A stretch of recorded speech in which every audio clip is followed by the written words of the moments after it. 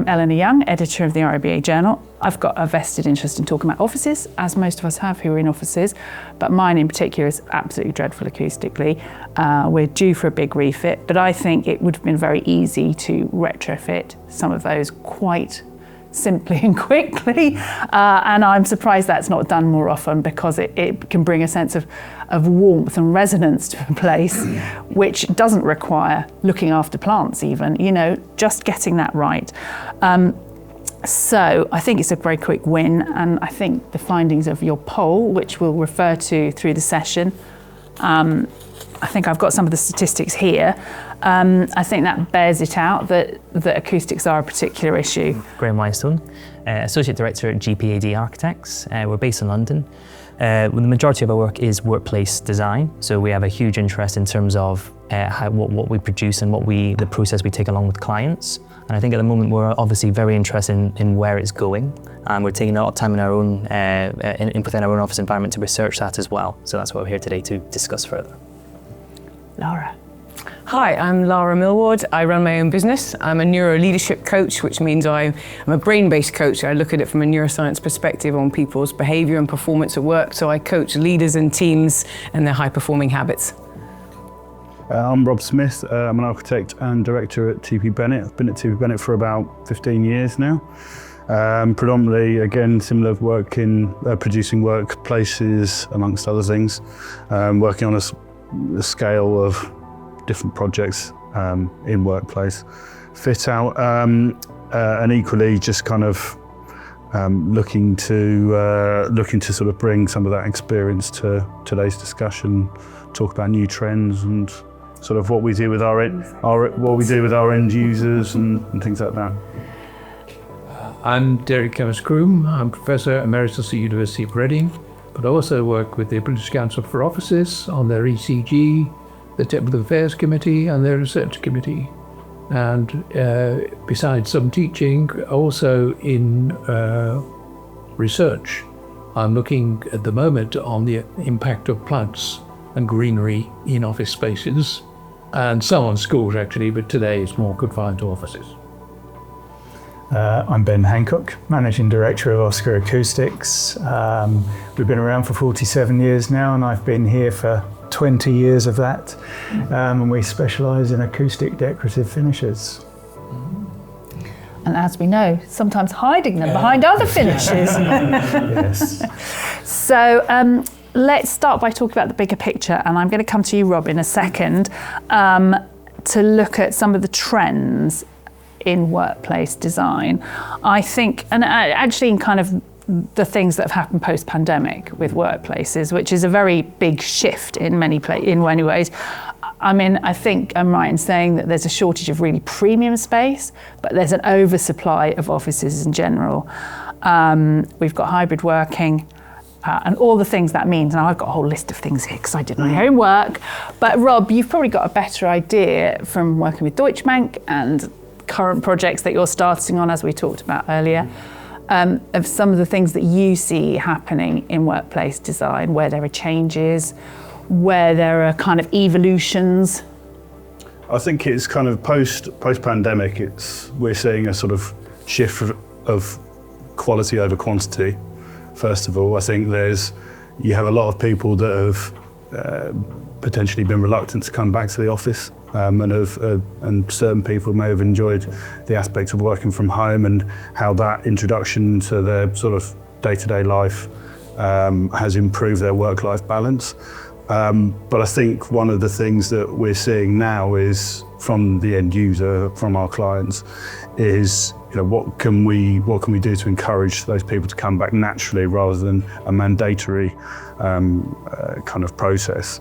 I mean, we hear there's sort of people that are very relaxed with their approach to that, and others that are very firm, and there is an expectation that people are back in the office 5 days a week. I think there needs to be a balance in order to be able to strike, to get the benefit from that work-life balance. I think it needs to maintain. And what does that mean in terms of what you're asked to do in terms of design? I mean, it's a very big ask. Can you just fix this social problem which we have with It's a challenge. I think the main thing that we try and do is provide variety of spaces. We try and provide an element of that sort of feeling of home, but without, basically providing different spaces where different activities can happen. I think the main draw from, even colleagues that I work with, the main draw is the sort of social aspect of it. So creating spaces within a workplace that provide the opportunity for people to come together, either from working collaboratively or a social aspect.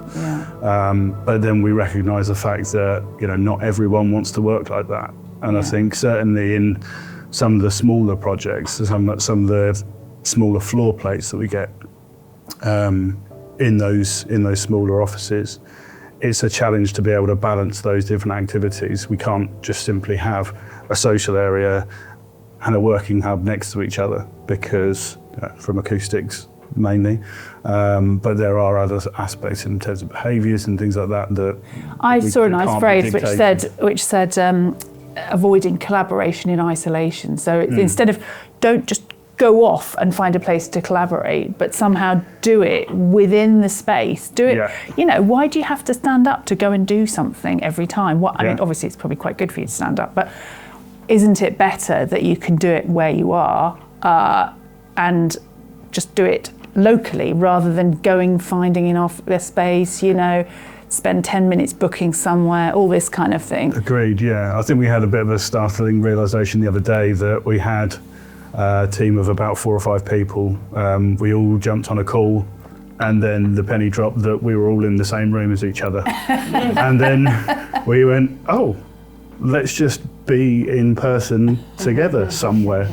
But and that took 45 minutes to organise. Exactly, and I think, but we did have that moment of, but where do we go?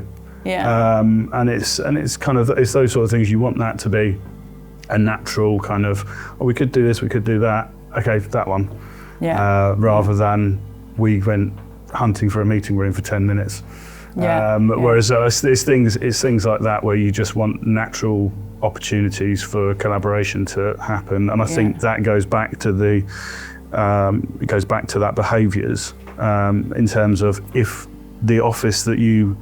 your office facilitates those kinds of collaboration and coming together, the decision to come into the office is a lot easier, and I think people are going to want to come in rather than being told to come in. Yeah. Hopefully.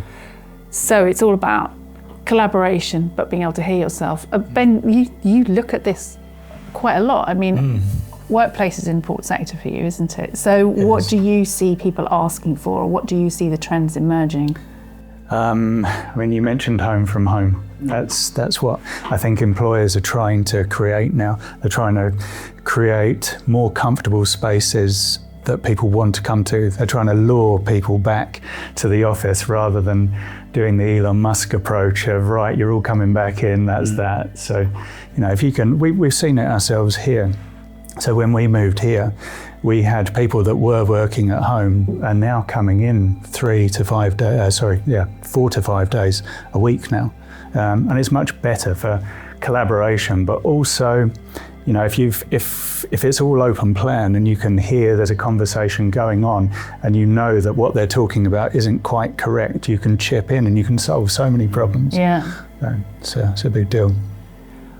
Any other thoughts on some of the big trends? I mean, Lara, you must. I was just listening, and I concur with what you're saying. It's very much focusing on the how, really, and not the what. It's how it's communicated. Let's invite in rather than lure. Let's invite in. Let's have an adult-to-adult conversation. I think what I like to talk about, the leader shift in behaviours now. We're not going from organisation, parent-child, you must come in, even though some traditional industries are saying you've got to come in 5 days a week. We're trying to shift that to an adult-to-adult conversation. I want to invite you in, and these are the benefits. no habit gets ingrained unless we identify the reward. So let's invite in and communicate why the spaces are good, why collaboration is good, why we want to socially connect with each other because it's better for the brain, and we come up with creative ideas and innovate. Maybe there is time for home where you can do your deep work and your focus work, and maybe we redefine what the office or the workspace is for. It's actually for creativity, innovation, idea solving, all those other things which you can't do in isolation. And I think there's a place here for leaders and organisations to invite in and to label the reward. I would add on to that as well, learning with the office environment. I think certainly people in because that's a better place to grow in your career. But I think for me the large trend that has changed, I'd say, is amenity. And I'd say that's much more in the macro scale than down to the micro. In terms of both how office locations are picked, I think when people look at building, they're looking at what, as you would a residential area, what's in the area, what's local to them, what does it provide the tenants, to then finding what that gap is for landlords in terms of what they can provide that might draw people into maybe this state-of-the-art building. The sort of landlords are looking at things and they've been trying loads of different bits, yoga spaces on the rooftops, running spaces, and a lot of this now has been looked at with the BCO, I believe, in terms of consultations as well with office users of what they want and what has been successful and what hasn't been successful. But I think the largest drive has certainly been making an offering that's just more than a standard building and a standard floor plate that you go to sit at a desk. I think there's a much wider context to it. Yeah. Beyond the floor plate is a lovely way of thinking about it, actually, because it sort of reminds you that often you are just essentialising. You're just going, okay, what's at that space, rather than thinking about the breadth of the offer. But you're saying it is in many people's minds. It is. It's not something you can always deliver as an architect or as a designer. I think it's all about conversation in terms of the landlord's vision for the building. They might have a very limited vision in which they just want it to refurbish it or make a new one that's very simple. I think those that are more far-sighted are looking at more extreme solutions where they're looking where they can cut back, lose floor area to make terraces, to make better facilities, to have a restaurant on the ground floor, to have rentable spaces, so they can actually add into the spaces the tenants have. And I think all of that has a definite drive to create something special for people to go to. Yeah. I think COVID made us think a lot more deeply about many issues we often take for granted. And all of the issues you've just spoken about, of course, give you a more flexible attitude towards your work cycle for the day. The assumption that you work best between 9 and 5 is way out of the window. Some people work very well during the night, for example. But what I would like to emphasize is the impact of the environment. We saw that, first of all, infection rates caused us to analyze our ventilation systems. And they weren't as good as we perhaps thought they were. It made us rethink. And that involves not just the air systems, the mechanical systems, but the geometry of spaces and how we space people out and layout. So health and well-being, moving on, became an issue. And we realized that so much talk about comfort, but comfort isn't necessarily what you always want. It's more dynamic thing. When you look out of a window, for example, your brain has a micro break from your work situation. And as we're realizing from the work from neuroscience coming into architecture, pouring to that how we work with the brain during our workday needs to be thought about much more deeply. For example, if you're napping in the office or you're daydreaming, this may be a very creative thing because often your creativity is very high in those things. So it's really turned health and well-being upside down, really. And rather than talk about comfort, I would like to sort of suggest we talk more about flourish. And this is a multi-sensory idea, which combines accepting that there are physical and subjective factors in the environment, things you can describe easily in numbers, and those that aren't. There's the human emotion. As much as you may try to keep emotion away, emotion is always involved in your decision to some degree or other. It may be low level, maybe that. So there's emotion, and then there's the economics. The economics. If your environment is bad, your staff retention rates might be difficult, and absenteeism might decrease, and so on, all of that, all those economic kind of impacts. So those three things together make what I call the flourish model. And I think if we look at this in this systematic way, rather than just glue on to comfort all the time, we might do better. People like personal control of the environment, for example. That's one thing. And what I call is sparkle layer. We need more sparkle in the environment. I think we've got it here. That's Ben's brought his sparkle.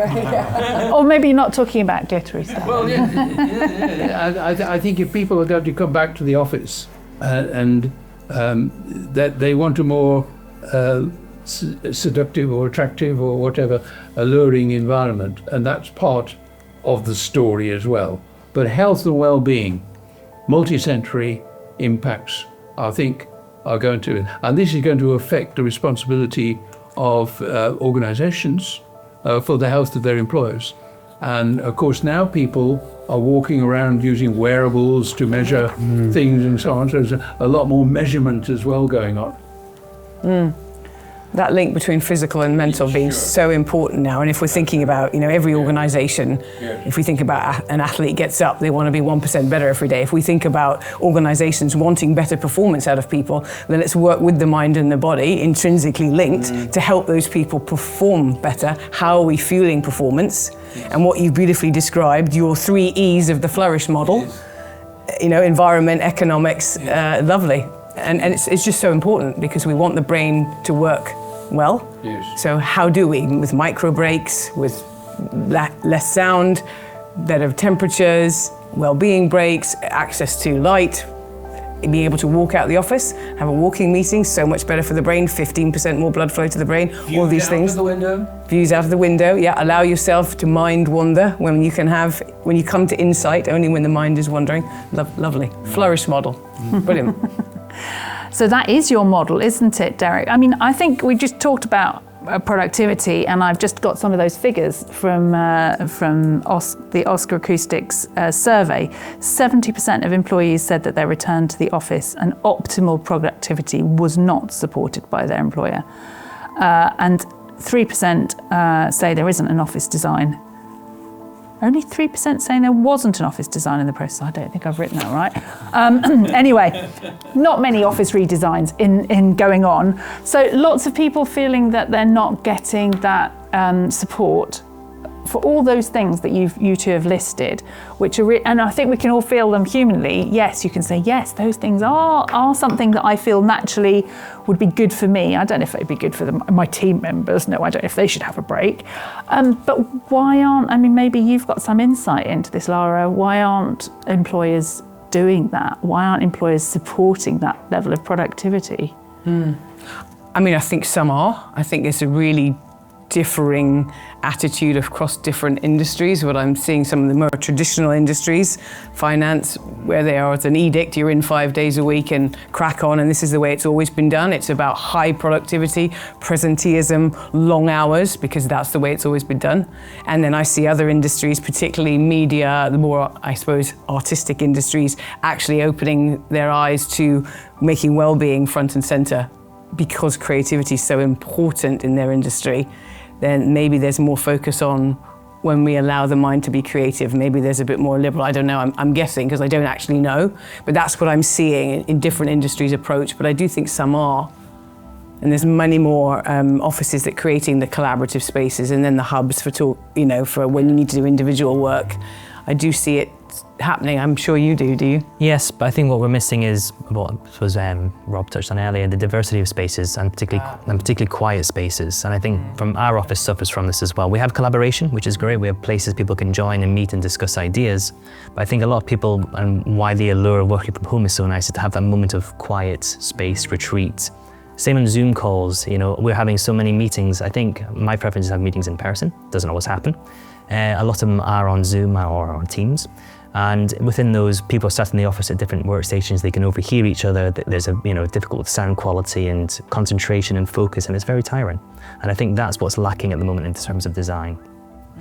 I mean, you and Rob are probably seeing quite a lot of places where people are doing forward thinking and saying, how do we create collaboration spaces, quiet spaces, social spaces. Have you ever come across projects in the last few years where really you're doing business as usual? It's just like, we just need a refit because it's looking a bit grubby. Let's just do the same as. Do you want to feel that one, Rob, or shall I? I want one from each of you, or more than one if there is more than one. I'll go first then. Yes, absolutely. A lot of them are business Oh, as usual. really? And they're actually putting money into it? They put money into it, and it's quite difficult to persuade people that this isn't the way to go. That people have gone home for a reason. That office, occupancy rates have lowered, so that people are less interested in office space unless it has a very special, unique selling point. However, that's a mindset that I think will eventually change because market demands will eventually persuade them that other buildings are renting, theirs aren't. And I think they have to evolve. Okay, so that's a landlord experience that you've had rather than a tenant experience. I think tenants for me are more far-sighted. I think they tend to engage better with their workforce, and I think they tend to understand better. They don't always, communicate well with them, but they are trying to do that more in terms of, and particularly for like diversity and inclusion, what people need, what requirements people have within the spaces. So I think when we're doing new fit outs, we're seeing a better idea of what the space could be and what it's for. Yeah. But that's not always. Sometimes we do have to prompt people. Have you done this? Have you gone through this process? Have you thought about this? Are you sure you don't want that? To try and expand the brief and horizons. Yeah. Completely agree. I think we've been blessed with a lot of great clients in recent years that do want to push the envelope and do want to look forward, as Graham says, and that gives us the opportunity to sort of work within budgets and challenge people and kind of open their eyes to new trends and things like that potentially they hadn't considered. I think there are clients that come to us and they do have an idea of what they want in mind, and in some cases that is, stick to things as they are. We're just going to refresh it, but even within those realms, we can still challenge things as architects and designers. And I think we know that there are potentially low impact introductions. Low impact or low cost? Low cost, sorry. That's what you want, low impact. Thank you for keeping me honest. There's potentially low cost, high impact items that we can potentially introduce. Oh, go on, tell us what's a low cost, high impact? Well, I think it's more a case of, again, post-pandemic, there's more emphasis on agile working, there's more emphasis on desk sharing, sorry. So making those working ratios work a bit harder, potentially, to respond to the behaviours of how staff come into the office. Sorry, just explain the ratios. Sorry, so basically with a desk sharing ratio that potentially you may have sort of like an 8 or 10. So for 8 desks, you'd have 10 people sharing those. Right. So across the larger projects, obviously that accumulates, and Is an 8 to 10 is standard, is it? That sounds. It's varied a lot since. That's probably one of the more traditional metrics from previous. Right. I think some of the working ratios have been pushed a little bit harder as well since pandemic, to respond to those behaviours of how many people are coming into the office. Right. So you end up having that sort of surplus of space, which, there's, as I say, there's kind of things that we can introduce in terms of choice and variety that make that space more appealing to be in than being at home potentially. Yeah. And those could be, that could be collaborative furniture, it could be, pods. What's that, Lego, you build it together? They would. I think it's also the sort of furniture industry have kind of really played into this, and they've really leaned into this, and they've been playing around with the products that they offer. So we see a wide variety of different bits of modular furniture as well. So you can have kind of relaxed spaces that you can collaborate in. Yeah. So it gives you that sort of homely feel. But we can keep things very traditional at the same time, and you can have fixed elements like pods, phone booths, to give you that variety. So the things that your office was missing kind of pre-pandemic, there's now, if done correctly, there is a sort of surplus of space that can be utilised for all of these nice to haves and these add-ons and things, which in turn is hopefully improving that office experience. If I could just put my BCO hat on. British Council offices, British Council offices. I don't know if any of you use the BCO data. We've just issued the new FITAB guide. And in health and well-being, a lot of these things we're speaking about now, which are a little bit extra, a bit different to before, as our understanding has changed, are in the new FITAB guide. So you will see there's a section on health and well-being linked to sustainability, of course, in the guide. So I think the scene is changing. I think, you mentioned the pods, the restoration pods, recognizing that people do need breaks. It's okay. It doesn't mean you're unproductive. It may mean the opposite, that you're actually more productive if you respect your brain a little bit more. I think that's the other thing that potentially, like clients and users have become a bit more educated on. I think potentially there's maybe a fear of having quiet space. It was a place to go missing, effectively. Whereas I think people see the value in, actually that's an important part of my day, to be able to remove myself, and whether it's taking a call or whether it's some solo working, that I just need to focus on one task.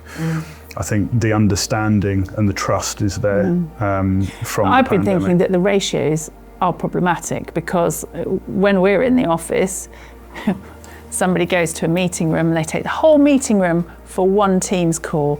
So everybody's on a Teams call for, say, a third of the day, even when they're in the office. So that means they all want a meeting room. So everybody wants to have a team meeting. So you have a team meeting, you have to go to a different space for that. You need an extra space for that. So everything, if we've got extra space, but in London particularly, that's still at a premium. It's still based on, land values effectively. Why can't, and this is kind of playing to the concept of collaboration, not in isolation, why can't you do some of those things right where you're sitting? And that's where I think acoustics is really important, because you should definitely be able to take a phone call at your seat. We used to have phone calls. Do you remember? In the old days, we had phone calls before Teams.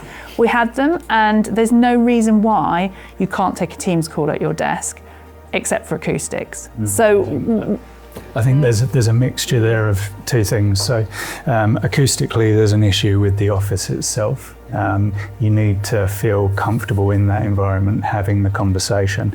You don't want the noise levels to get to a point where it's a problem. Also, you need a decent headset. I've got one now that if I move the mic up here, nobody can hear me, because it's that good. Not 20 quid off Amazon. It wasn't. No, it's a bit of a game changer, that one.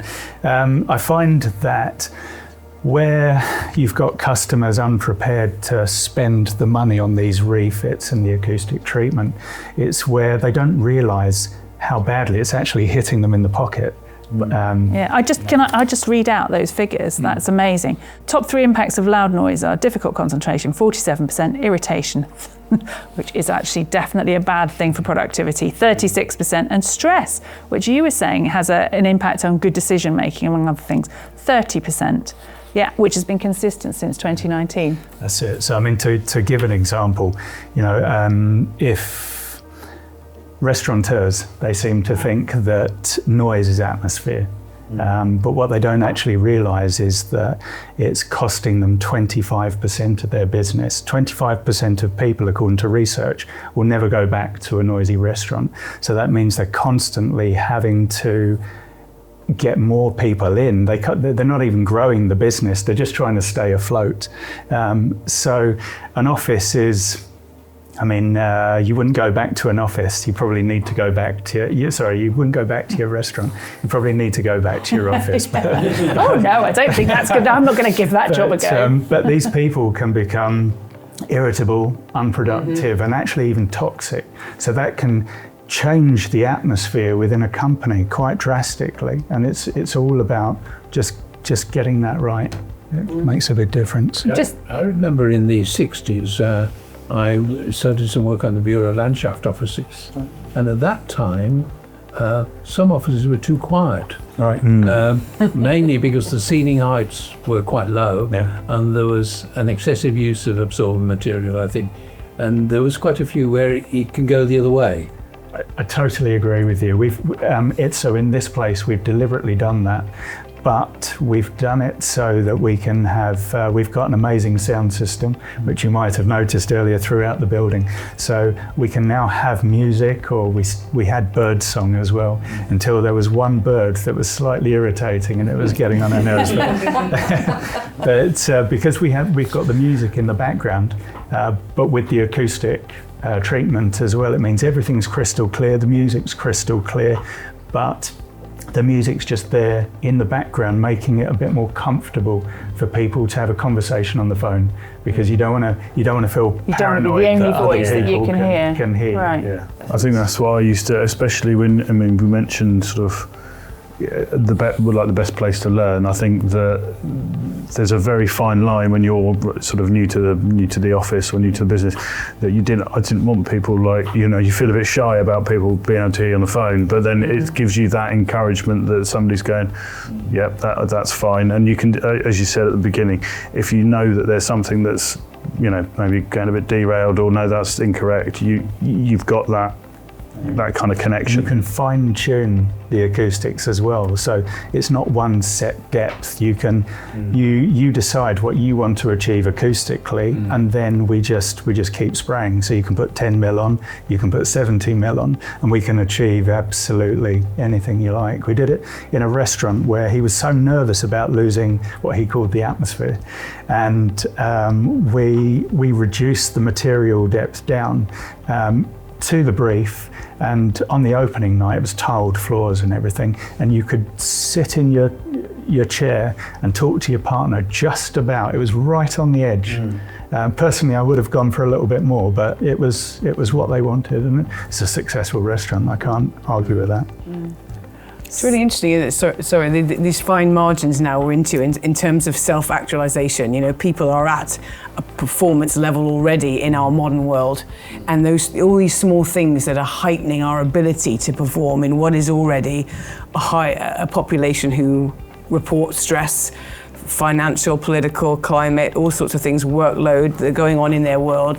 Reported levels of stress are high anyway. We're the most distracted we've ever been. Slack, Teams, WhatsApp, emails, text messages, the brain, and then working as well. There's so much that people are dealing with. We're now moving into how we can make that 1% difference, or help the brain to function, where we want actually higher performance at work than we've ever wanted, yet we're dealing with an already stressed, oversensitive, potentially irritated population, and we know that long-term stress on the brain reduces cognitive capacity. So we're moving into, I was fascinated to hear about the spray that you use, moving into these areas where we can make those small differences to well-being and to our workforce. Could it be as significant as putting your phone out of sight? That's the question. Yeah, to deep focus now, they say as soon as your phone is on and near you, your cognitive ability reduces. So the only way through that is when you need deep focus, airplane mode and out of sight is the only way to get that deep focus. Otherwise you're thinking, I'm missing out on messages, I need to know, all of those feelings. But I think that again, something like the pandemic and the introduction of Teams into the workplace in the scale that it's at, it's similar to what you were saying, Derek, like having those micro breaks. Now, the demand on people's time is such that, my diary is most often back to back throughout the day. You don't even have that travelling time between offices and meeting rooms now, where you used to be like, well, I can't, the earliest I can do a meeting is 12 because I actually need to have some lunch. I need to get to the meeting and all this. Have some lunch? Where did you get that idea from?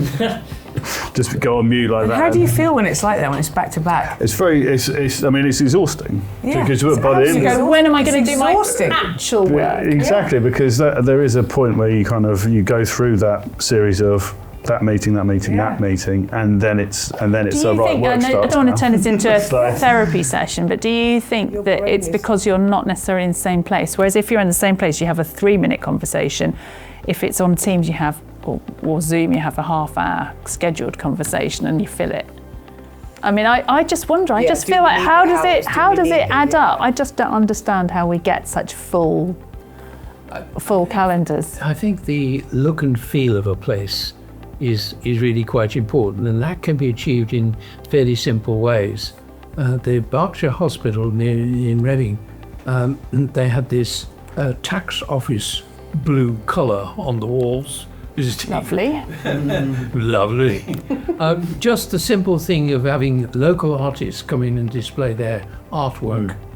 And people say, you go to a hospital visit, you're not in the best of moods probably, but it just gives a little lift. And I think the other important thing is the impact from COVID was people who had gardens and balconies, quite small green spaces, realised the value that this had. And the work now in research in the greenery area on nature, if we disconnect ourselves from nature, there is trouble. The connection with nature is so important. Nature is like a master connector. It brings you together and can, very simple ways you can lift the mood.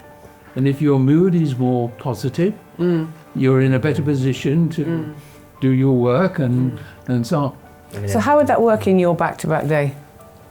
How do we do this when we've become habitually putting in the hour and it's gone Zoom or video call? But while you're dashing from one place to the next, if you were dashing through places with nice overarching plans, or some artwork on the wall. Decent architecture.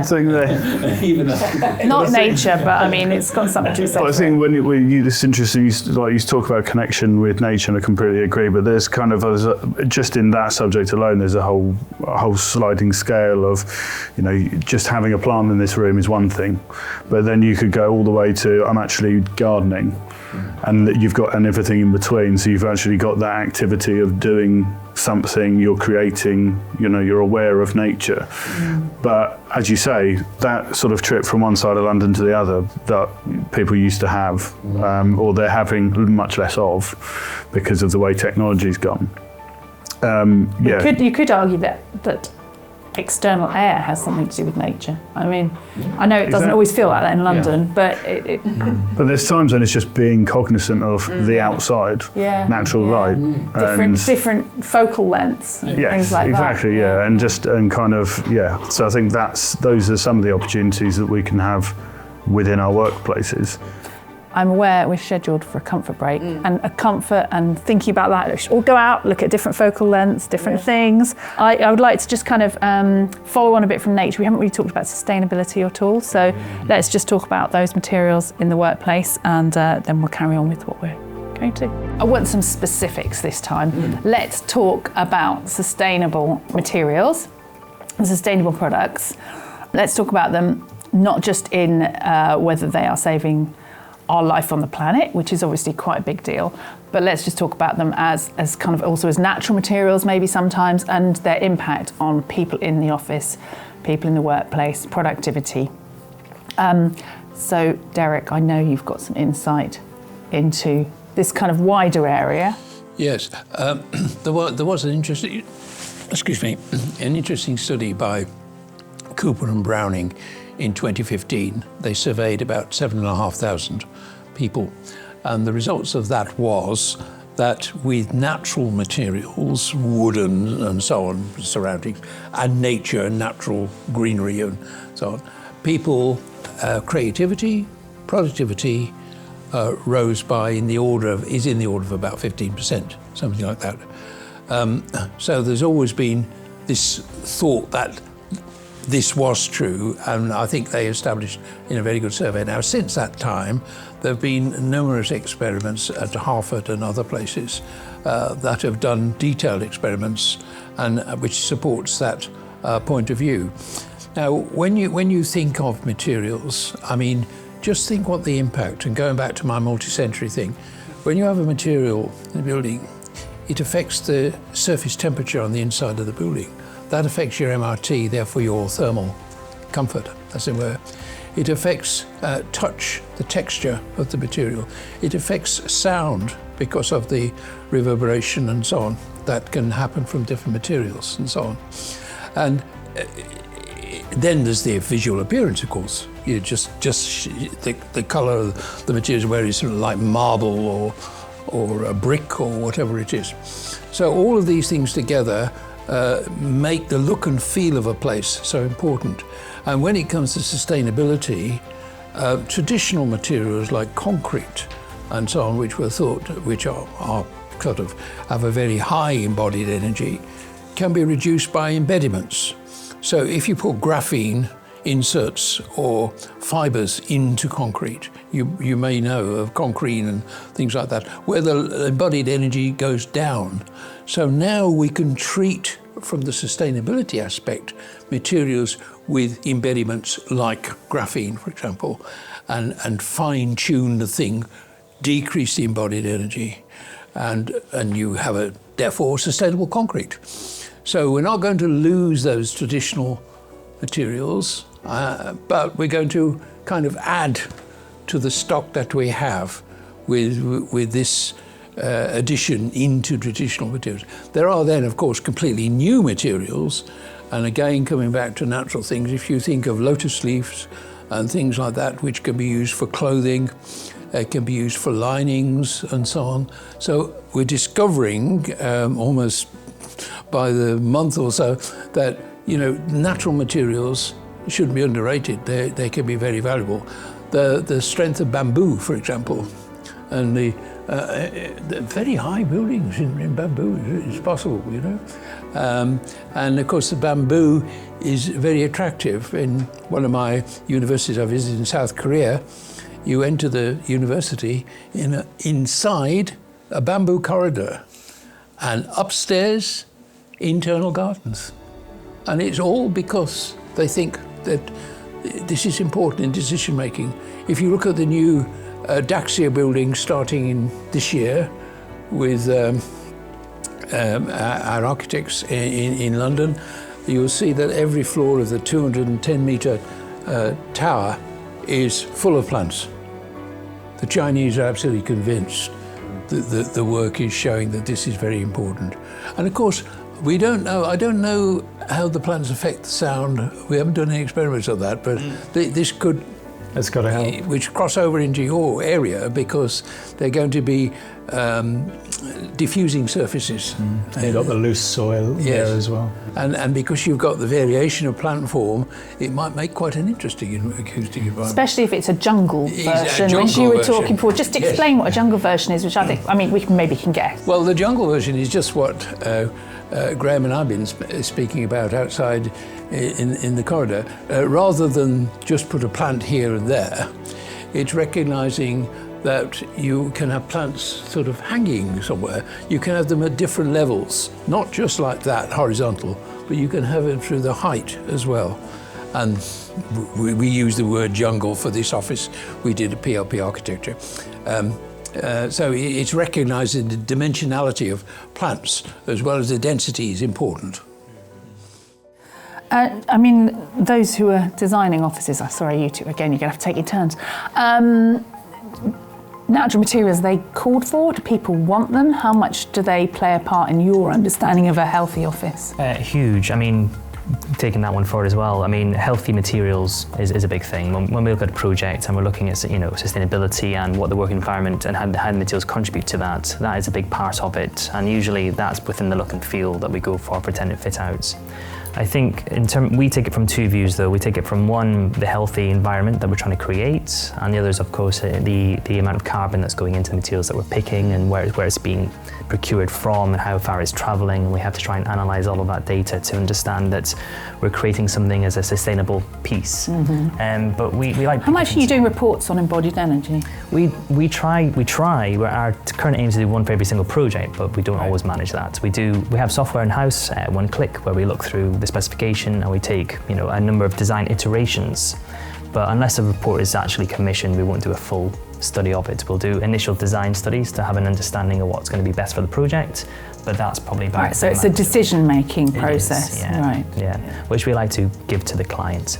But we love materials that are natural, that invite to the environment. Things like cork, where they don't take down the tree; they just peel off the bark. It's carbon negative. It will regrow. We look for anything that's we're interested in materials that are coming out in the market, hemp or low carbon bricks, or stone that's completely locally sourced as well, as much as possible. So we're really interested in that and having that as a library, and that's what we build from, that we speak to sort of clients and tenants about. And how do you arrange your library? Is it physical? Is it a series?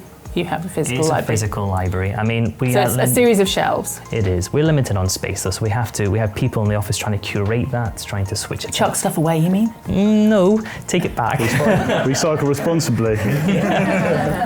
But I mean, also when we do projects, we might have the ability to do a bit more in terms of reuse as well. When we look at the building, we often in projects there's commissioned a audit of what's inside the building, and sometimes there's very creative projects.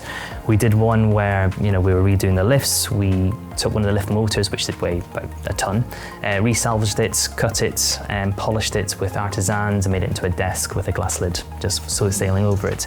So we can have a lot of fun with what we find on site. Similarly with the concrete and trying to make things more sustainable, we're doing both in terms of sustainable concrete, and with one tenant who's a record company, we're taking their old vinyls, crushing that up and using that as the aggregates. But they're just becoming more valuable. They've assured us that they're not. How fascinating. So you can use records as an aggregate. It's an internal, it's not a structural piece. It doesn't do anything structurally. It will come to the surface. So is your use structural? Sorry, this is just for my interest, this bit. It reduces the weight and amount of material within what we're trying to create. Okay, but it's kind of things like a desk. It's not holding up a 10-story building. No. Oh, just that's what I mean by small bits of furniture within. Yeah. Oh, really fascinating. So, Rob, do you find that you're talking about materials in terms of being natural and healthy, and is that a conversation you can have easily with clients? I think it's a balance. I think we do have that conversation on every project. Similar to Graham, we have internal, we have our own internal sort of OMS in terms of we have a sustainability group. Those are there's a baseline fee that we try and bake in on every project now. So there is an element just from our own perspectives, an element of resource to be able to support the designers and architects on projects. We have our own internal database that works online. It's all teamed up with our finishes schedules. So, and what does your database have information on? So it can be the embodied carbon, it can be the source, it can be all the recycled content. How do you keep it up to date? We actually rely on we have good relationships with a lot of suppliers out in the industry. It's something that we're trying to gear up for to give back to the industry, really. Right. But we're still developing it at the moment. Yeah. But it does rely on it's one of those things. It's only as good as the efforts that put into it, and thankfully everyone does put a lot of effort into it. So we try and encourage that to grow with every project that we do, and there's the general maintenance and keeping that up to date. We have our physical library as well, so people can showcase sort of new products. And I think we try and discuss internally, we make sure those lessons learned are shared, because obviously when you do have new experimental sort of sustainable products, you have to be responsible with how those are used, in terms of if they're not, some will perform better than others. Yeah. We need to take away the ones that work really well and kind of champion those on future projects. Because, if you end up having to replace a cork wall or a cork floor every 5 minutes, it's unsustainable. Every 5 minutes, definitely. Yeah. So I think there's that approach. I think in terms of clients, have you found that about cork, by the way? Because I know people don't use it for that reason sometimes, but I was at Sadler's Wells the other day, the new Sadler's Wells in Stratford in the Olympic Park, and they've used cork. I think it might be in the auditorium, which I thought was so quite high traffic areas, and I thought that was a really interesting decision, because we all know good, natural, etc., but also flipping loads of people walking on it. Yes, absolutely. And I think the other thing, going back to your point, Area, is I think there's also a lot to be said for the reference of a natural material. So again, it could be that you place, if there are concerns from a client's perspective, maybe if you say we're going to put cork all over the floor, they go, that won't last 5 minutes. We can put cork in other less, in less trafficked areas. Oh, I thought you were going to suggest a vinyl with a pebble pattern or something, or a cork pattern. No, you mean reference as in a small area rather than a huge area? I think there's a lot to be said about referencing natural materials where they, just that reference alone gives you that feeling, potentially contributes to your sort of well-being within a space. And I think, again, we're seeing more, going back to the planting, we're seeing more of less of the filing cabinet planters, more of the immersive kind of environments to the jungle point that you made earlier. I mean, I'm thinking that as Derek was talking about, there must be people out there who are making a living out of making these plants not have little gnats and not have, dying leaves. There is. Come to my house. We've got a company comes around and wipes down all our leaves, and we're under strict instructions. Don't touch the plants. We'll water them. We'll replace them if they die, and they really look after them. It's there's an industry emerging out of this. Yeah. There's also been changes to things like how they compost them and things, and the different beds that they put in them now, which discourage the little bugs to live in there. So it's moved on a lot, as you say. There'll be wormery soon. It's making me feel really hopeful. Hearing both of you, it's lovely to hear. There's a lot of climate anxiety going on, and when I hear that people are taking it this seriously, well, thank you. I'm just saying, making me feel really hopeful. Well, I think that's the point. In terms of, it even goes back to the spaces we were talking about earlier on. I think there's with every project, there's going to be potentially more resistance on some, but we have the opportunity, and what we do is to challenge these things. Obviously there's going to be things like budget, time, all the constraints that everyone's used to. But within our role, this is why we always like to challenge things, because you may educate someone, or you may get someone on side to do something really impressive, really different, really I mean, you're very privileged to have a discussion at the point of change. Not many people can take change, and then here you are with organisations saying we want change, and it might be a small thing, but you've got a chance for creating so much more. So I mean, it is very exciting. I was just going to say, we're having to provide so much data now. After we've installed our finishes at the end of the project, we're having to give all our carbon data and various bits and bobs. After? That's really interesting. I think it's because people know. In fact, like you say, you've got a system, whereas you'll already know that the product can do it. So then we have to provide all the data afterwards. And actually, an interesting thing's coming up in 2026, this is going to be fascinating. So the EU are banning words and phrases being used in marketing like green or this product is environmentally friendly, unless you can provide this the certification and the data to actually prove it. So have you had practices coming to you with a questionnaire? Because lots of practices I've talked to are doing the questionnaires now, which seem to be different for each practice. They're possibly all slightly different. Yeah, exactly. So we're creating a super document. Right. Okay. You can pull has in every single question we've come across so far. Oh, really? And we can use that because everyone's got their own system. So we can either give you the document, or we can use our answers within our own document to populate your system. Right. That's good. Really good. Yeah. I mean, I kind of think that should all be in your EPC. But obviously it's not, because that doesn't ask for enough. Is that it? I mean, I don't. There's other stuff falls outside of that, and it's not just about the products themselves. It's the companies. I think you might have an environmentally friendly product, but if the company itself isn't environmentally friendly, then so we started off with ISO 14001 years back and got the bug for it, and then we moved to work with Positive Planet, and so we were then independently certified as carbon neutral as a company, and then we built this place. And this place has got, the roof is covered in solar. We've got the environmentally friendly products throughout. We've got a really clever ventilation system as well. And that's been awarded the green plaque. So you know that it's not just our products, we're doing what we preach. Yeah, that's it. It's interesting you touched on quite a few accreditations just then. I mean, I think other ones that are coming out, like B Corp, which is also much more focused on governance as well, which companies are promoting, which we actually do look at when we specify a product. But I think within buildings themselves, I think the two big ones, Well and Neighbours, for example, particularly Well, if the clients already sign up to that as an idea at the beginning, this is already driving a lot of the sustainability throughout the project. And greenery and biophilia obviously plays a big part in that accreditation, as does clean air, circadian lighting, acoustics. They're really interested in terms of the wellness and giving that to tenants, which gives the building a unique selling point and space. Yeah. Well, I mean, it's interesting. And quite a lot of practices, architectural practices, a few are very proud of the fact that they have become B Corps. And I think there's a sense of that being a recognised across a whole set of different client bodies.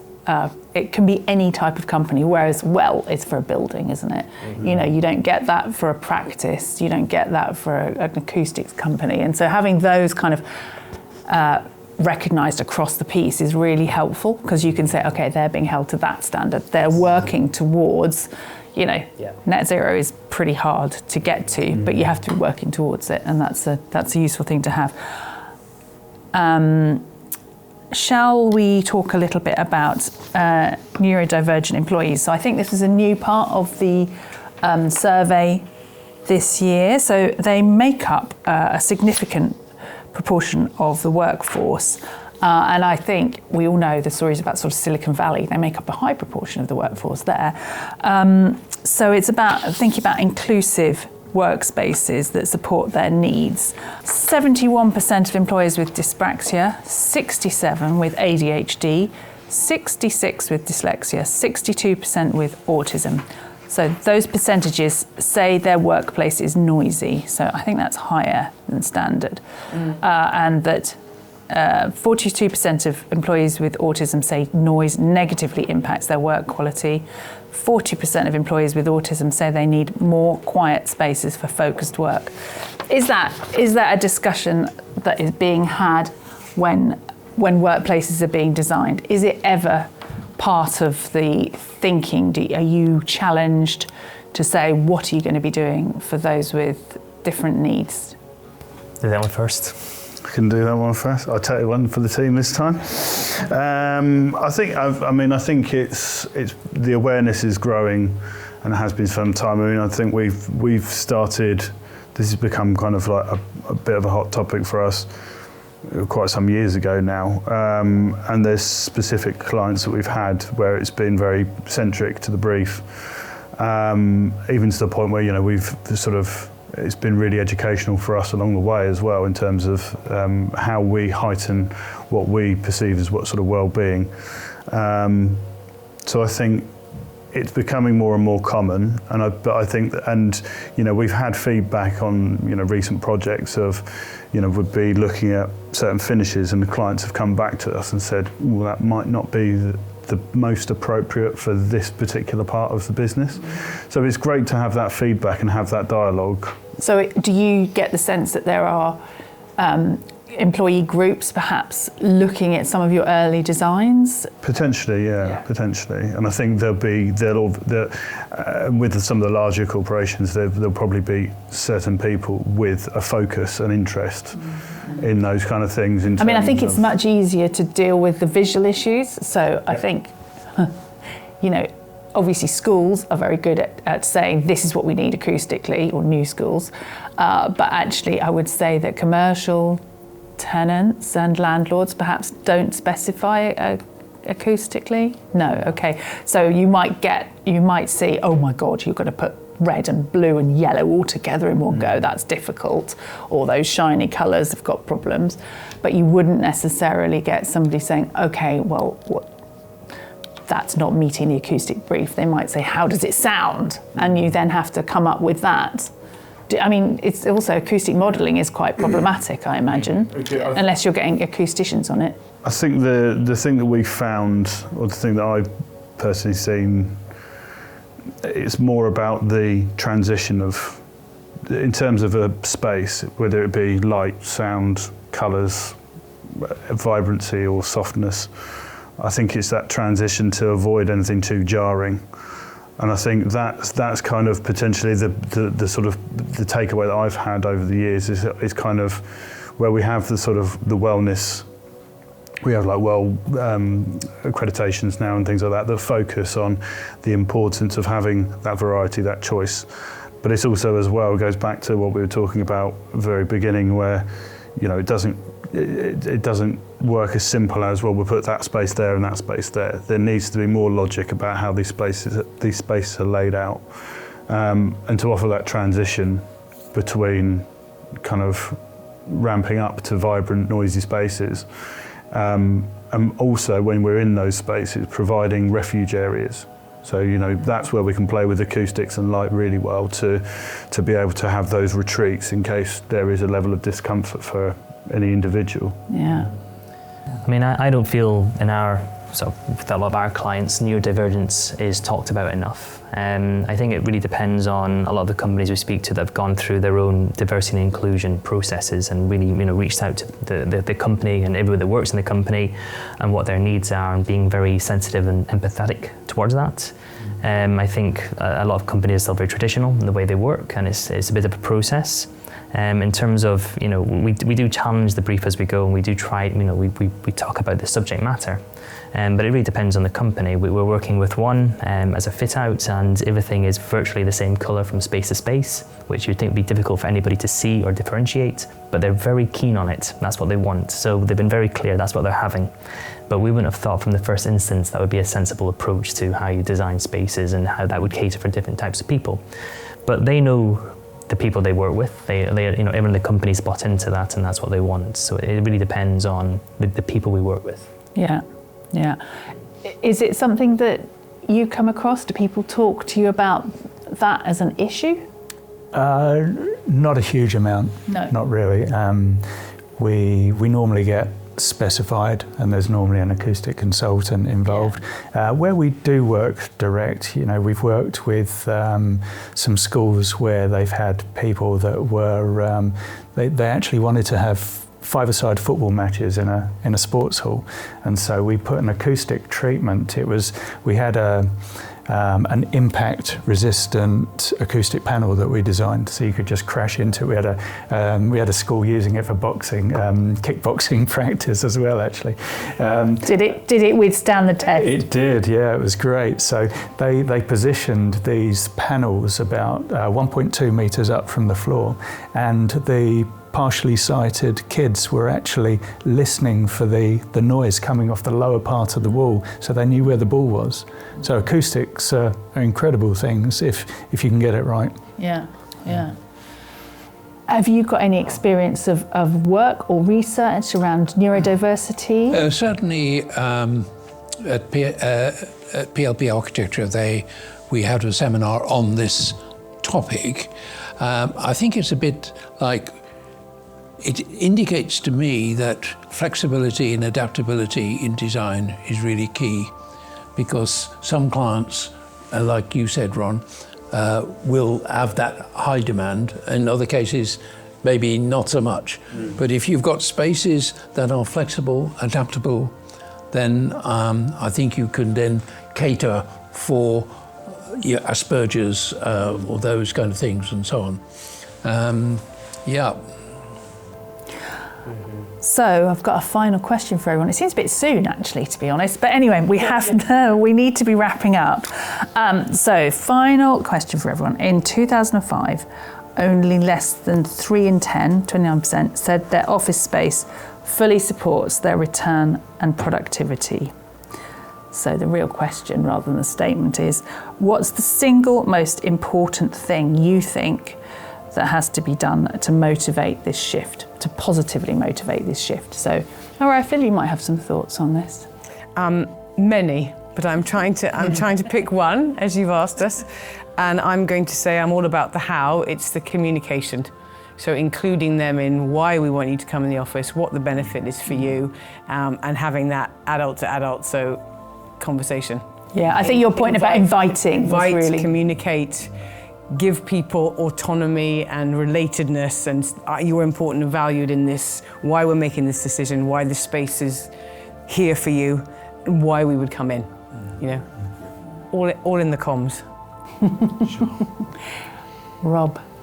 I think the biggest for me, and coming at it from a design perspective naturally, is choice and variety. And I think that in terms of that 3% saying that their office supports the way they want to work and, you know, carry out their business and what have you. I think that... Choice and variety. I mean, I know I said one thing and that's two, but they're also, that's just like huge. Could you just, choice of spaces, yes? Choice of spaces, yeah. But the variety of spaces in terms of, like I said, in theory, there is that opportunity for introduction of alternatives into the workplace now. We don't, the intensity of one-to-one working isn't what it used to be, and the attitude, as we've discussed, and what Laura's saying as well, is, you know, there should be that grown-up conversation about, you know, what spaces do you want in your office, you know, whether that's socialising, games, you know, or whether it's how you collaborate, how we sit down, or making sure that people have the opportunity to do solo focused work.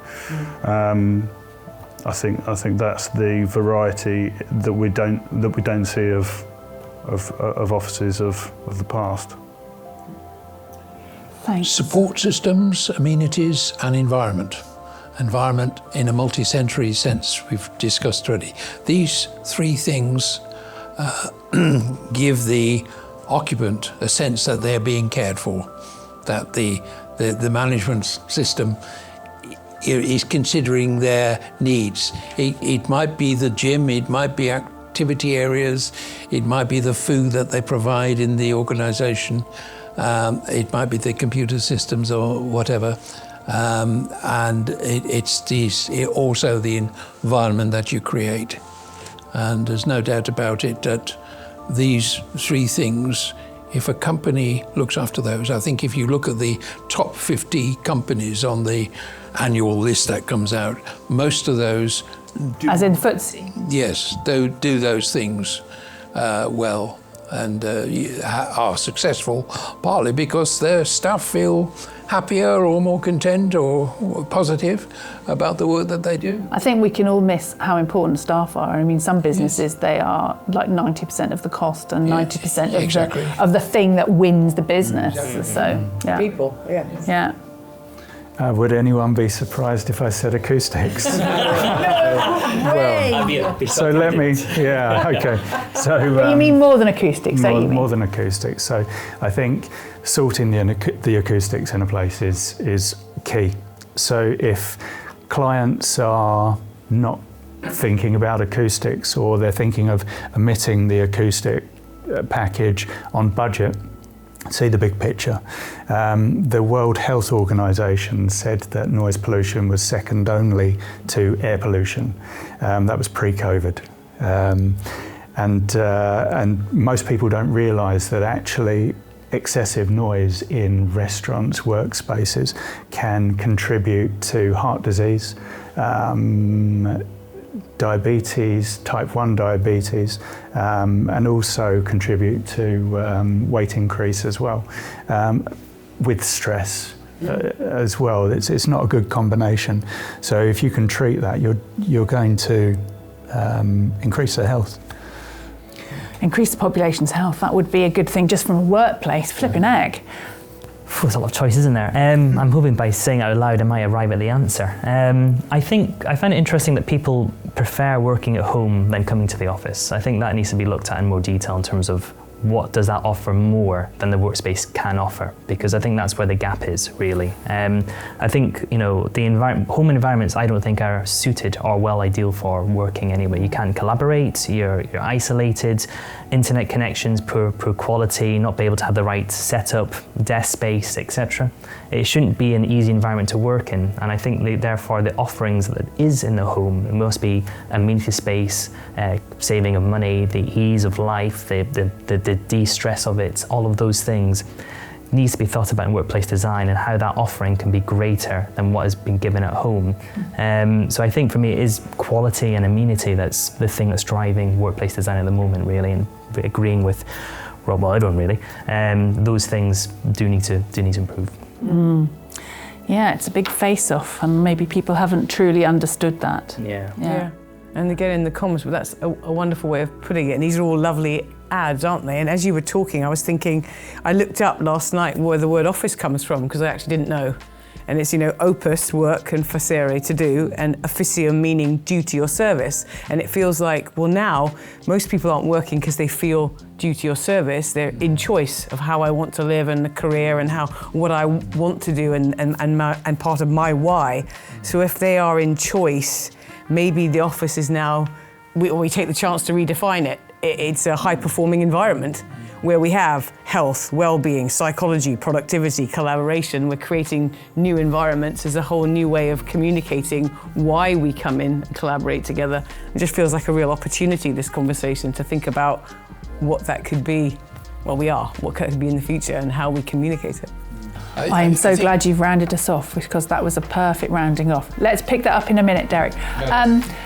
We're all going to do little cameos. Isn't that exciting?